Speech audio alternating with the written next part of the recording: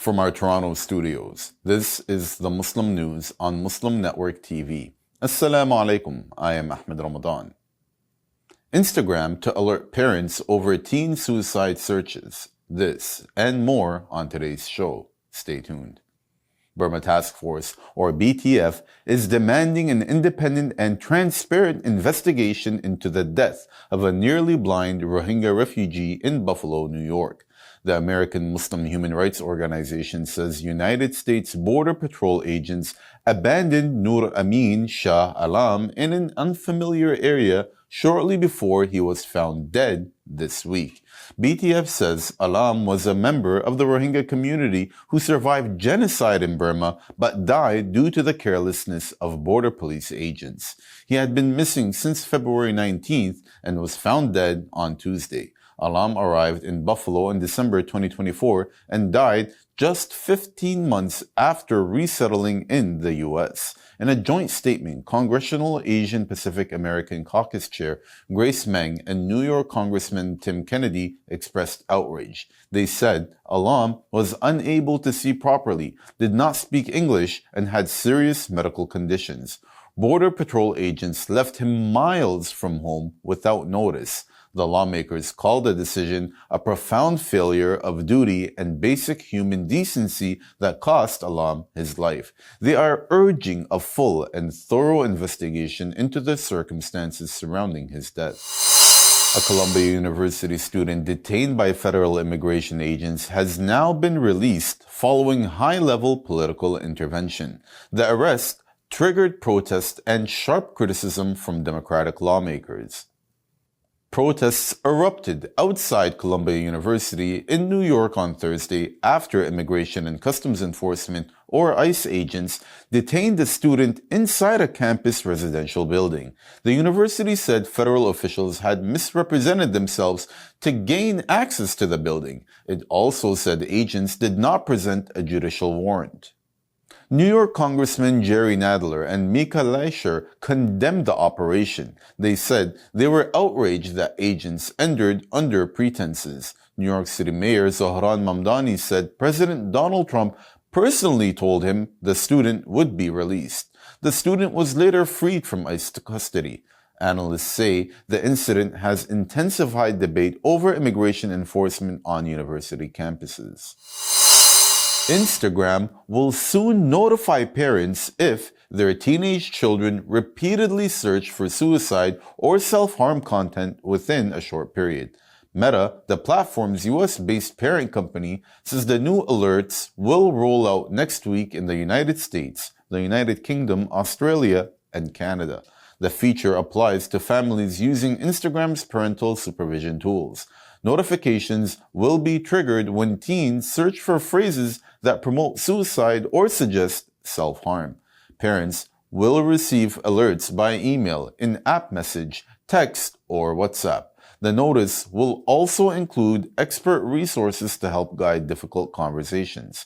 Samir Hunduja of the Cyberbullying Research Center says parental intervention at the right moment can be critical. Both teens and parents enrolled in supervision will be informed before the system goes live. Meta says it is also developing similar alerts for teenagers' conversations with its artificial intelligence tools later this year. The move comes as Meta faces several U.S. lawsuits over child safety and allegations that its platform harm minors. A decision by the Supreme Court to limit President Donald Trump's tariff authority has left billions of dollars in collected duties hanging in the balance. The ruling makes clear that the power to levy taxes rests with Congress. That finding has cast doubts on tariffs imposed by Trump under executive authority and has opened the door to massive refund claims. Importers, retailers, and manufacturers are now asking who will return the money already paid. Experts say the path forward is uncertain. While the lawsuit was won by small business owners who were pushed to the brink of bankruptcy, experts warn that the massive corporations are the ones most likely to see a payout. Businesses want to know how refunds would be calculated, who would qualify, and how long payments might take. economist Max Gilman says the process could stretch on for years. Companies may be required to document past import and tariff payment, a burden that could weigh heavily on smaller firms. Charles Calamoris of Columbia Business School says refunds could provide a short-term lift to growth, but he warns that fresh tariffs imposed under existing trade law could dilute that relief. For now, companies face legal uncertainty while billions remain in limbo. A disabled activist invited by Minnesota Congresswoman Ilhan Omar was arrested during President Donald Trump's State of the Union address. Aliyah Rahman, 43-year-old software engineer from Minneapolis, says she did not plan to disrupt the speech. Rahman says she stood up silently. She had no sign, no slogan, and no gesture. Capitol Police claim she began demonstrating and that she refused orders to sit down, violating House rules for guests. The arrest came during Trump's address, the longest State of the Union address on record. In it, he repeated false claims about voter fraud and praised what he called a roaring economy. Rahman had made headlines in January after immigration agents broke her car window. They dragged her out while she was driving to a doctor's appointment. She says her shoulders were injured. After Tuesday's arrest, Rahman was taken to a hospital. She is now receiving legal assistance. Mamdani seeks $21 billion for Queen's housing in White House meeting. Details coming up next.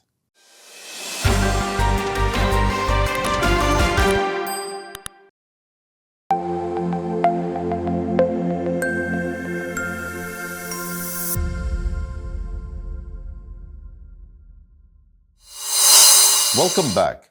New York City Mayor Zohran Mamdani is pushing a massive housing plan and has taken his pitch straight to the White House. Mamdani met President Donald Trump for nearly an hour this week.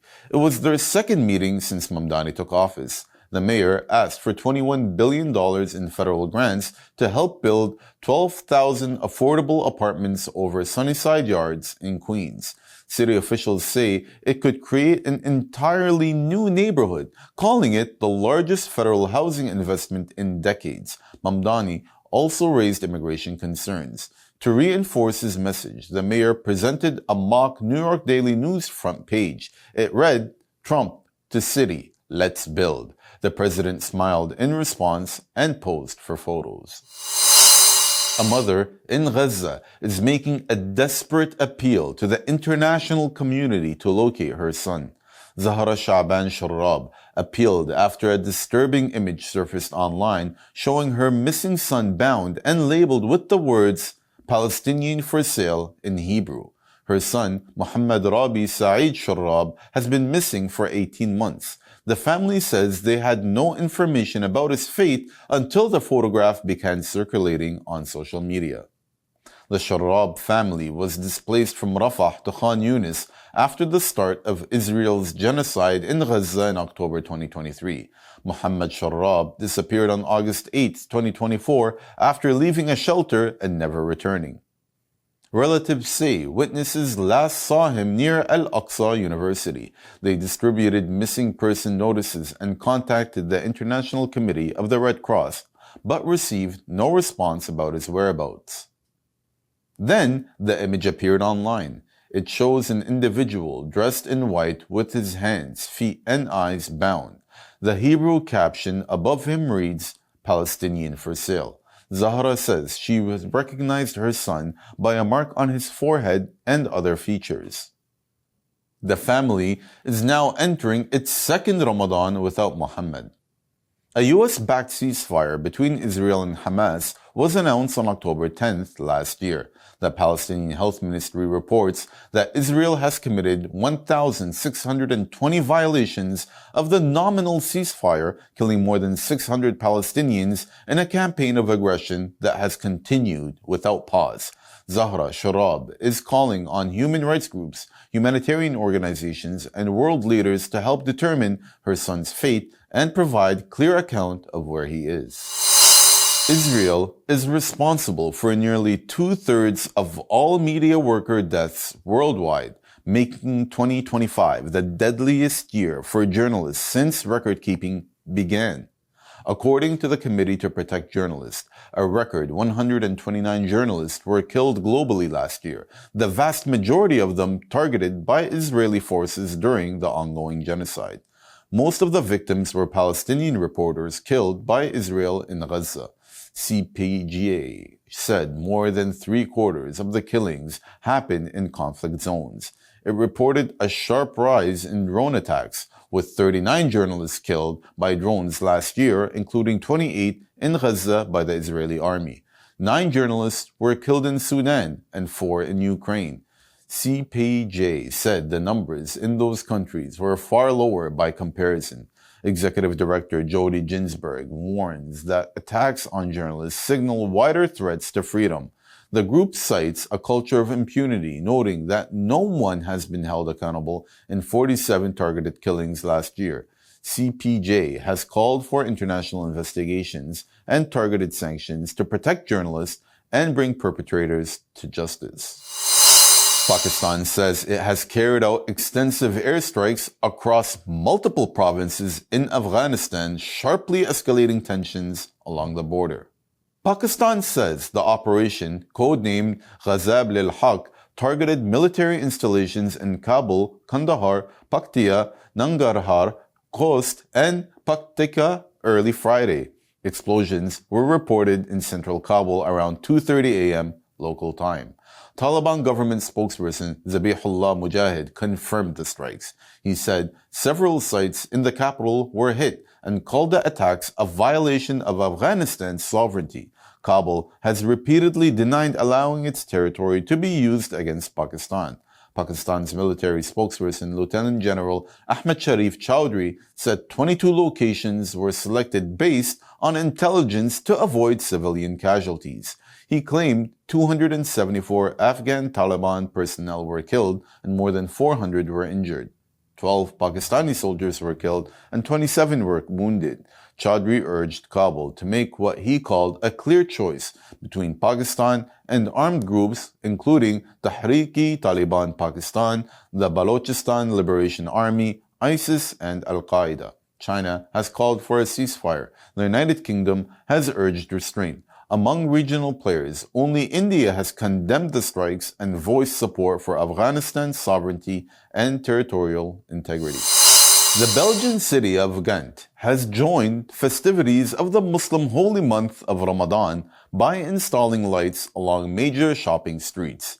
In a national first, 2 of the city's busiest commercial stretches, Bovrijdingslaan, Phoenixstraat, and Wandelkomstraat, are now illuminated to mark the month of fasting. The decorations were put up in the days before Ramadan and will remain until the end of the month, which is expected to be around March 20th this year. The initiative was led by the Association of Ghent Mosques, which represents 23 mosques in cooperation with local shopkeepers. Organizations say the idea took shape 4 years ago after similar Ramadan lights appeared in London. The project was financed entirely by local merchants with no funding from City Council. Association Chairman Mohammed Abdel Mutlib Omar says reactions have been largely positive. Residents have stopped to ask about the meaning of Ramadan and why Muslims fast. Locals say the lights send a message of inclusion and belonging in a multicultural city. African leaders have launched a new drive to unlock the continent's $2.5 trillion domestic capital pool for cross-border infrastructure projects. The Africa Infrastructure Financing Facility, or AIFF, was unveiled on February 14th during the 3rd Presidential High-Level Dialogue of African Multilateral Lenders. Leaders say Africa's problem is not a lack of money, but fragmented systems that inflate borrowing costs and delay execution. Ghana's President John Dramani Mahama said domestic capital exceeds $2.5 trillion, but is not being deployed strategically. Officials estimate that Africa faces $221 billion annual infrastructure financing gap through 2030. The AIFF aims to coordinate that capital, improve project preparation, and close the gap between political approval and financial delivery. In a symbolic move, Cameroon also ratified the protocol establishing the African Monetary Fund. Scientists in Canada are developing a new way to fight cancer by engineering bacteria to enter tumors and destroy them from the inside. Researchers at the University of Waterloo are using soil bacterium called Clostridium sporogenes, which thrives in places without oxygen. The core of many solid tumors lacks oxygen, making it an ideal target. Dr. Mark Aucoin, a chemical engineer professor at Waterloo, says the spores enter the tumor, find nutrients, and begin to grow. As they multiply, they consume the tumor's inner core. When the bacteria reach areas with small amounts of oxygen, they begin to die. To solve this, the team inserted a gene from a related oxygen-tolerant bacterium. Dr. Brian Ingalls, a professor of applied mathematics at Waterloo, says the system works like a biological circuit made of DNA. This research began with work by PhD student Bahram Zargar under Ingalls' supervision. That's all from our Toronto studios. Thank you for watching Muslim News. We are a community channel dedicated to bringing you stories you can trust. Please like, share, and subscribe to our content. You can also comment to let us know what you think of our coverage. You can donate now by visiting muslimnetwork.tv/donate. For more content, keep watching Muslim Network TV. Salam.